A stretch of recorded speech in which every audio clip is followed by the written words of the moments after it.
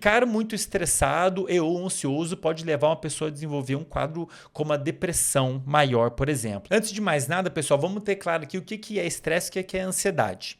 Colocando em linhas bem gerais, são duas respostas emocionais que envolvem alterações no corpo e no cérebro relacionadas a medo do futuro. Então você está com medo de alguma coisa no futuro, está projetando o futuro, imaginando um futuro, isso está gerando uma resposta de medo que está promovendo uma série de mudanças no seu corpo. No caso do só que estresse e ansiedade não é a mesma coisa. No caso do estresse, é quando a gente detecta um potencial perigo no futuro se você não fizer algo específico. Diferente da ansiedade, que seria o medo de um potencial perigo no futuro. Mas não necessariamente você tem uma sensação de que precisa ser algo a respeito. Vou dar um exemplo de cada um. Vou dar um exemplo de estresse, por exemplo. É você tendo que escrever um relatório. Então, sei lá, vou dar um exemplo aqui. O chefe pediu para você escrever um relatório ou fazer algum trabalho específico, tem que entregar no dia seguinte. Bom, você vai ficar estressado, porque você tem que escrever o relatório. E por qual que é o perigo nesse cenário? O perigo é de você não fazer aquilo e sofrer as consequências negativas. Se eu não entregar o relatório, ou se eu não entregar um relatório bom, ou se eu não entregar um relatório no grau de exigência do chefe, eu vou sofrer algum tipo de punição. O chefe vai achar ruim, vai me demitir, pode acontecer alguma coisa ruim. Então você, de certa maneira, é um medo de algo no futuro caso você não faça algo a respeito. Existem estresses bons e estresses ruins. Vou dar um exemplo de um estresse bom. Quando a gente vai viajar, né? Um bom exemplo. Você fica estressado, né? Pô, a passagem tem que chegar no horário para pegar o avião. Só que é um estresse no qual você se colocou. No qual, se você não fizer aquilo ali, você pode até sofrer um tipo de punição, mas você não está perdendo nada, está deixando de ganhar, no caso, uma viagem, né? Agora, os estresses que a gente chama de estresse negativo são estresses que você pode perder algo que você já tem. Vamos colocar assim, como por exemplo, poderia ser seu emprego, né? Mas enfim, não vou entrar em detalhes nisso aqui também. Poderia ser uma outra aula para falar só sobre isso, né? O fato é que eu acho que é importante as pessoas entenderem o que é estresse. É quando a gente sente que precisa fazer algo. Não interessa se você realmente precisa fazer esse algo, mas você acredita que você precisa fazer. No meu caso, eu preciso postar, eu preciso fazer stories, eu preciso gravar aula com uma qualidade maravilhosa, eu preciso ser um excelente pai para o Bernardo. Então, às vezes, a gente tem algumas crenças de coisas que a gente precisa fazer que acabam gerando muito essa sensação de ter que fazer muitas coisas.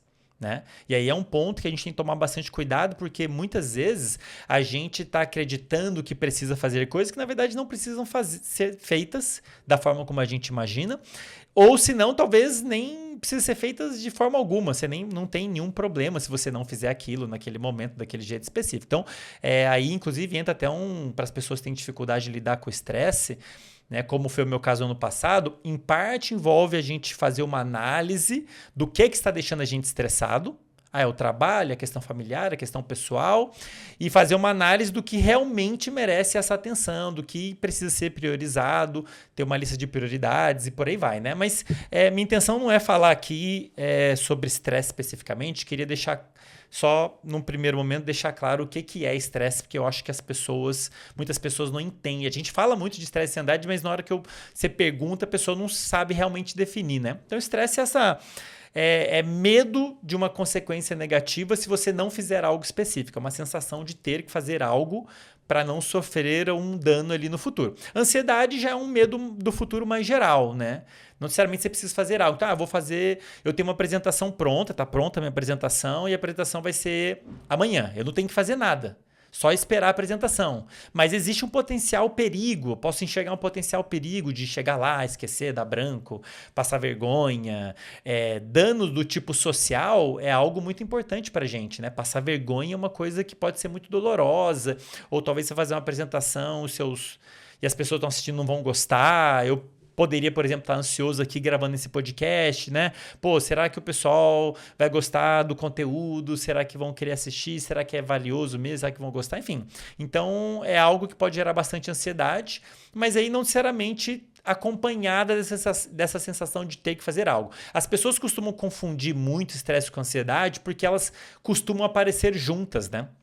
está ansioso com alguma coisa no futuro e ao mesmo tempo está sentindo que precisa fazer algo a respeito e aí elas acabam andando de mãos dadas, né? Mas ambas são respostas de medo que ligam o nosso sistema de defesa frente à visualização de um potencial perigo no futuro, né? No primeiro momento, pessoal, são respostas emocionais como quaisquer outras. Elas não são ruins. A gente, né, vê as pessoas falando de estresse e ansiedade como se fossem venenos na nossa vida. O estresse e a ansiedade são respostas emocionais muito interessantes. Elas são úteis como qualquer outra emoção.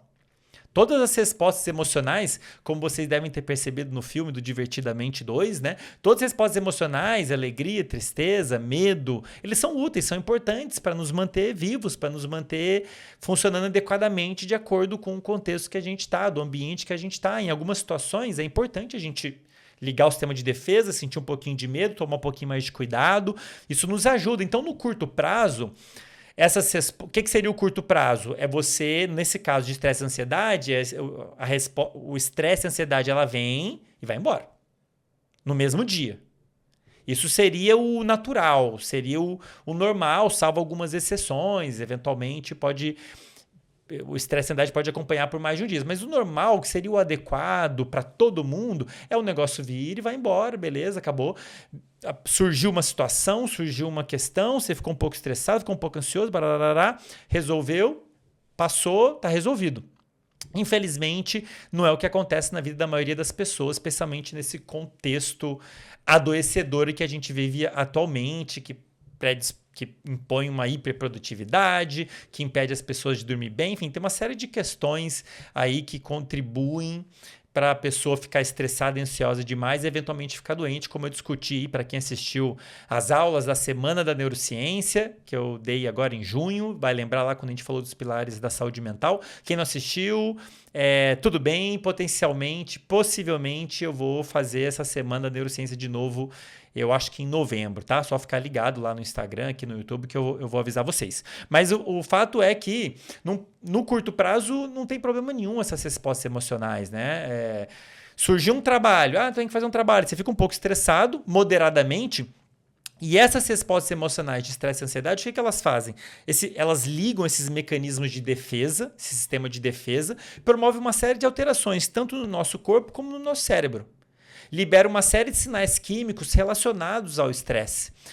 Promove liberação de noradrenalina, de dopamina, de acetilcolina, o cortisol, que são sinais químicos, e nesse caso o último, o cortisol, um hormônio, que vão promover alterações interessantes para você lidar com essa situação. Você fica mais alerta, a sua capacidade de ter foco naquela atividade aumenta. Então, assim, de certa maneira, está promovendo, seu corpo fica... a capacidade do seu corpo de usar suas reservas energéticas aumenta. Então, é como se estivesse preparando essa resposta, prepara o seu cérebro, o seu corpo para lidar com aquela situação de perigo, digamos assim. Então, legal, ajuda, realmente, você vai ficar mais alerta, vai conseguir ter mais foco no relatório, vai conseguir prestar mais atenção naquele problema e pode